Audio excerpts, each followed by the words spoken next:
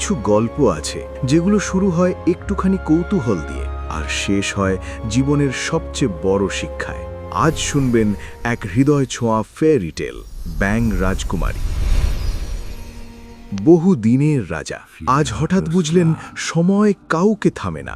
রাজার ৩ পুত্র, ৩ রকম স্বভাব, ৩ রকম ভাগ্য। তোমরা এখন বিবাহের যোগ্য।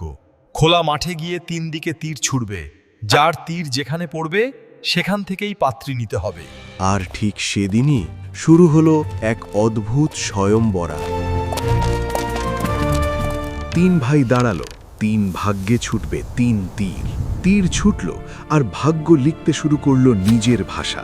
বড় ছেলের তীর পড়ল এক ধনী সওদাগরের বাড়িতে, মেজ ছেলের তীর গিয়ে পড়ল এক সেনাপতির উঠোনে। কিন্তু ছোট রাজপুত্র ইভানের তীর বাতাসে ভেসে গেল অনেক দূরে, আর শেষমেশ গিয়ে পড়ল এক নোংরা জলাশয়। ইভান খুঁজতে খুঁজতে পৌঁছালো জলাশয়ের ধারে। সে দেখে তার তীর মুখে ধরে বসে আছে এক বিশাল কদাকার ব্যাঙ। না, এটা কিভাবে সম্ভব? এটা কিভাবে সম্ভব? রাজার আদেশ কখনো হালকা হয় না। বাধ্য হয়ে ইভান ব্যানটাকেই নিয়ে ফিরল প্রাসাদে। চারদিকে ফিসফাস, হাসাহাসি, আর ইভানের বুকের ভেতর আগুন। আগামীকাল সকালে আমার জন্য সবচেয়ে সুন্দর রুটি বানিয়ে আনতে হবে। ইভান ভাবল, ব্যাঙ রুটি বানাবে কিভাবে? ইভান, ঘুমাও। সকালের চেয়ে রাত বেশি বুদ্ধিমান। ইভান ঘুমিয়ে পড়ল, আর রাত খুলে দিল রহস্যের দরজা। ব্যাঙটি খোলস ছাড়ল আর দেখা দিল সত্যিকারের পরিচয়। সে ছিল অপরূপ সুন্দরী জাদুকরী ভাসিলিসা দ্য ওয়াইজ। এক মন্ত্র আর রুটি হয়ে উঠল রাজদরবারের স্বপ্ন।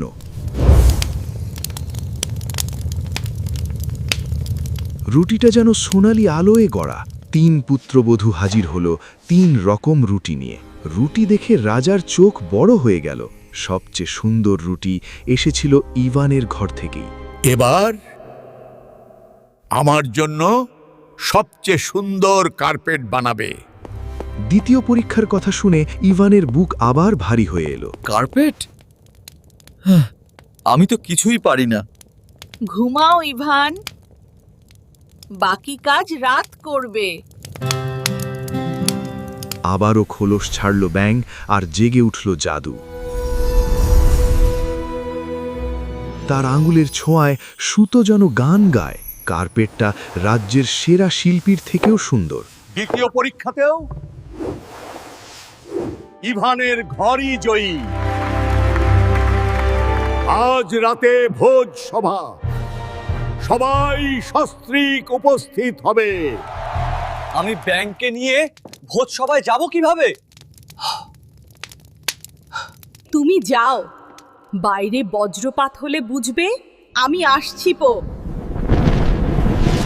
সবাই এলো সঙ্গিনী নিয়ে, শুধু ইভান একা। লোকের হাসি কখনো কখনো তীরের চেয়েও ধারালো। হঠাৎ আকাশ কাঁপিয়ে শব্দ। দরজা খুলে ঢুকল এক অপরূপ সুন্দরী, সেই ইভানের ব্যাঙ স্ত্রী ভাসিলিসা। তুমি সত্যি তুমি? তার নাচের তালে তালে বাস্তবতাও বদলাতে লাগল। একবার হাত নাড়ল আর তৈরি হলো বিশাল হ্রদ। হ্রদের বুকে ভেসে উঠল রাজহাঁস। সবাই বাকরুদ্ধ। যে ইভানকে নিয়ে হাসছিল তারাই এখন অবাক হয়ে তাকিয়ে। কিন্তু আনন্দের মাঝেও ইভানের মনে ঢুকল ভয়, ও যদি আবার ব্যাঙ হয়ে যায়। বন্ধুরা, এখানেই আছে অবিশ্বাস্য টুইস্ট। ইভান এখন এমন এক ভুল করতে যাচ্ছে যা সবকিছু পাল্টে দেবে। জানতে চাইলে ভিডিওটা লাইক দিন, আর এমন আরও ইমোশনাল বাংলা গল্প পেতে সাবস্ক্রাইব করে পাশে থাকুন। ভোজের শব্দ পেছনে ফেলে ইভান চুপি চুপি ছুটল নিজের ঘরের দিকে।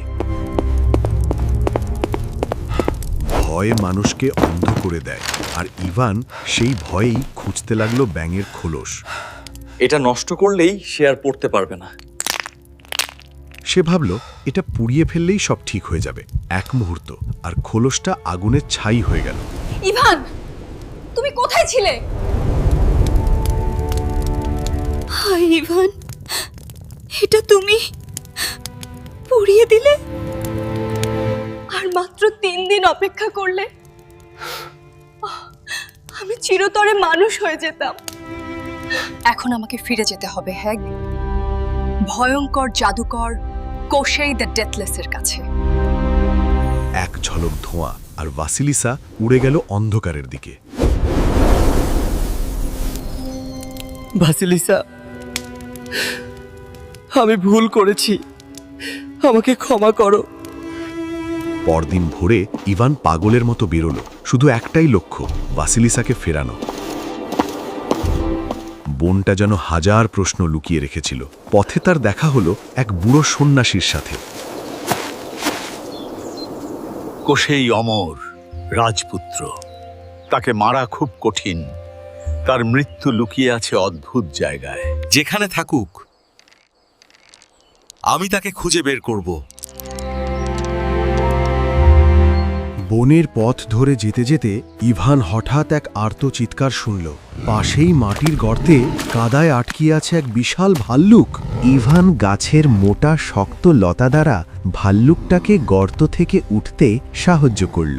ভাল্লুকটি কৃতজ্ঞতার চোখে ইভানের দিকে তাকালো আর যেন মানুষের মতোই বলল, বন্ধু, কোনো বিপদে পড়লে স্মরণ করিও, তোমার জন্য সাহায্যের দরজা সব সময় খোলা। তারপর এক খরগোশ।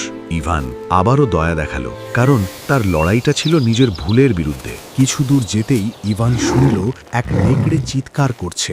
দেখল এক নেকড়ে শিকারীর ফাঁদে আটকে ছটফট করছে। ইভান দড়ি কেটে ফাঁদটা খুলে দিল। নেকড়েটা পালালো না, কয়েক সেকেন্ড চুপ করে তাকিয়ে রইল। তারপর ধীরে ধীরে ইভানের পাশে এসে দাঁড়ালো, যেন বলল, আজ থেকে আমি তোমার সঙ্গী। এক হাসও পড়ল তার চোখে। যাও, আমার আজ আর কোনো প্রাণ নেয়ার অধিকার নেই। আকাশে তখন এক বাজ পাখি যেন পথ চিনিয়ে দিচ্ছে। অবশেষে সে পৌঁছল এমন এক জায়গায় যেখানে বাতাসও কথা বলতো, বাবা ইয়াগার আঙিনা। কেন এসেছো রাজপুত্র? মৃত্যু খুঁজতে? ভাসিলিসাকে ফেরাতে চাই, কোশেইকে হারানোর পথ বলুন। কোশেইয়ের প্রাণ আছে এক সুইয়ের ডগায়, সুই আছে ডিমে, ডিম হাঁসের ভেতর, হাঁস খরগোশের ভেতর, খরগোশ লোহার সিন্ধুকে।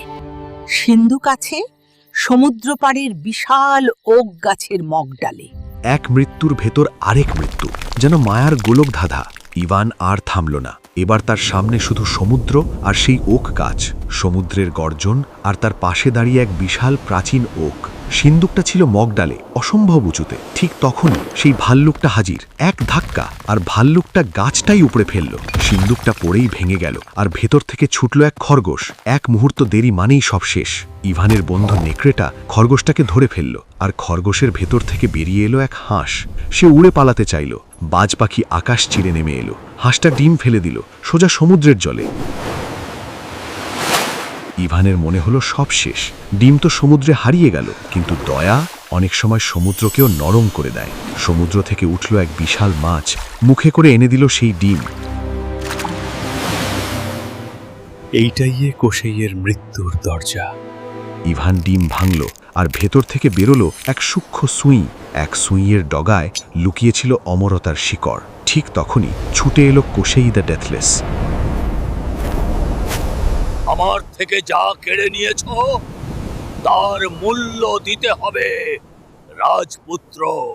অমর বলেই তুমি অজেয় নও। ইভান সুইটা ভেঙে ফেলল। না, এটা অসম্ভব। আর কোশেই ধুলোর মতো মিশে গেল বাতাসে। কোশেইয়ের মৃত্যুর সাথে সাথে তার জাদুও ভেঙে পড়ল। আমি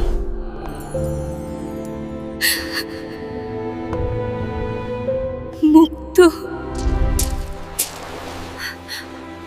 আমি তোমাকে হারাতে দিইনি।